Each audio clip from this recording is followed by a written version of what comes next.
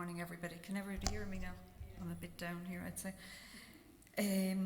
So I'd like to welcome everybody to the conference today, Valuing Parents, Linking Policy and Practice.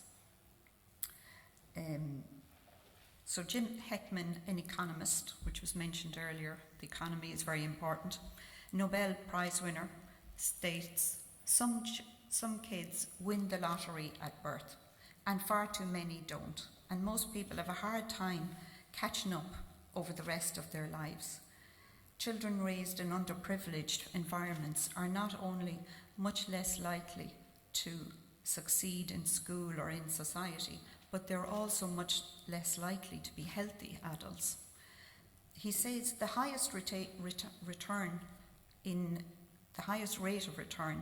early childhood development comes from investing as early as possible, from birth through to age 5 in the underprivileged families. So effort should focus on the early years for the greatest efficiency and effectiveness. We need to hold on to this message during the work over the next 2 days. My presentation now is about setting the context on valuing parents. So how does family learning work?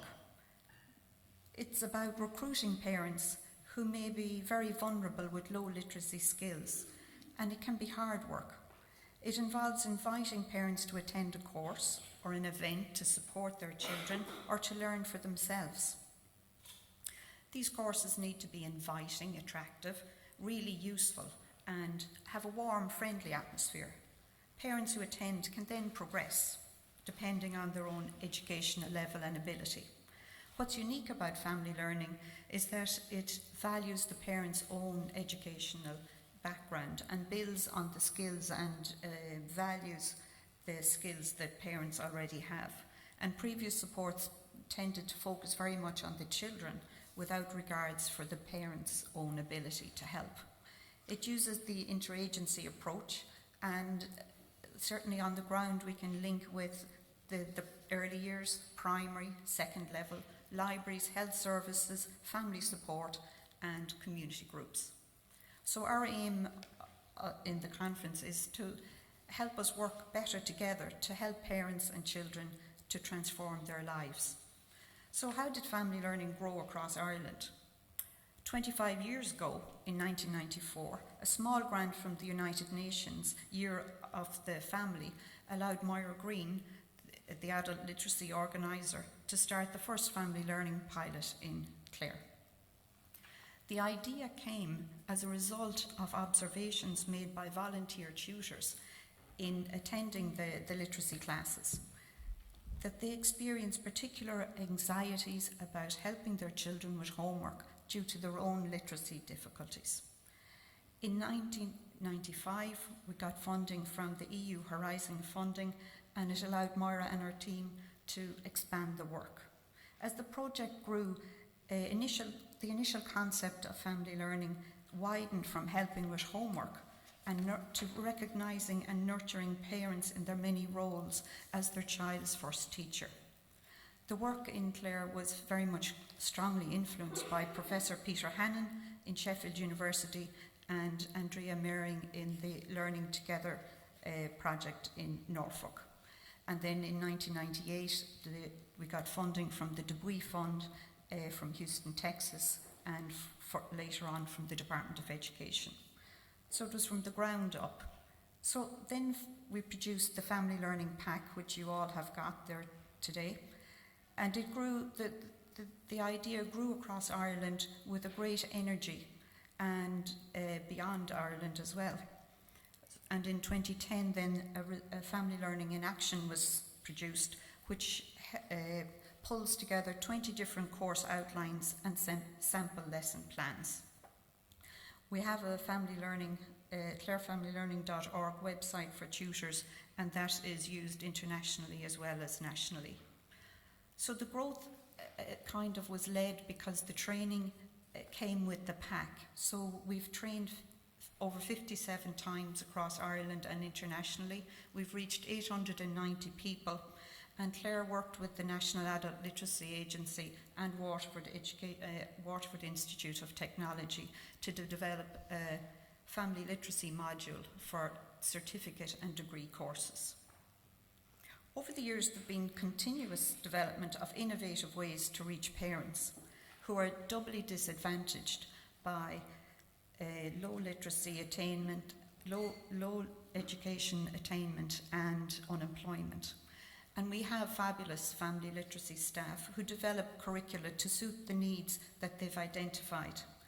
So themed classes embed literacy, numeracy, IT in a discrete way. And these could include school garden projects, so parents come in to help with their children. Father and sons create benches. This was Roma families.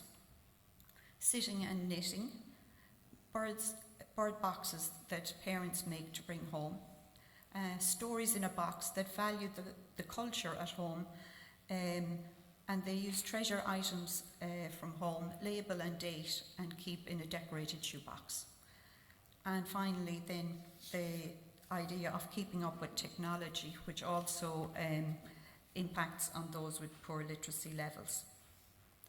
So family learning in Clare continues to be well placed to support this ongoing development work and training, and to act as a support service for those new to family learning.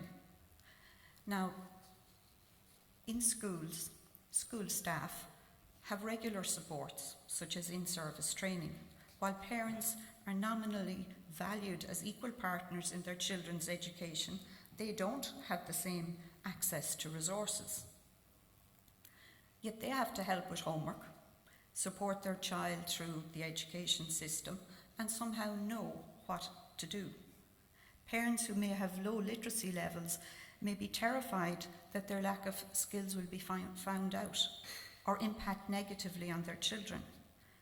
And family learning is good at reaching out to parents who are afraid or shy. Evidence from our recent pilot, My Baby and Me, for parents of children aged 3 and under, shows that parents do want to do the best for their child, but they require the knowledge about the importance of their role as their child's first teacher. One mum says, "I didn't know I'm my baby's first teacher. I was waiting for him to go to school to start learning. I can see now he has already started learning at home." Some parents feel disconnected from education and can feel intimidated at times coming to our courses. There can be a tension between what policy dictates and what is needed in practice. The first attempt for parents to restart their learning journey must be successful. Our first offer needs to be so attractive that people want to come back and they want to tell their friends about it. And so I have a few suggestions. Make it easy to join our courses. Long detailed forms for a once-off or a short taster course cause difficulty. They can cause serious difficulty, and people have walked out of our classes. Registering online has been embarrassing for parents who have no money for phone credit to confirm their email. So we have to start where parents are at, and many parents and adults have missed out on huge chunks of their education. Attending 2 hours a week will take a lot of time to reach the 10,000 hours of formal education provided from age 5 to 16 that they're due. Family learning is a national service. Why not make family learning a solid partner to the homeschool community liaison service, identifiable, one coordinator per county or urban area that links with disadvantaged schools? Name the family learning funding. It makes the work visible and we can get the evidence. It encourages family learning work, and we can provide a consistent service across Ireland. Some of the queries we've heard across the NALA family learning conferences that I go to my ETB and they say, there's nobody there to do it. There's nobody there to organise it.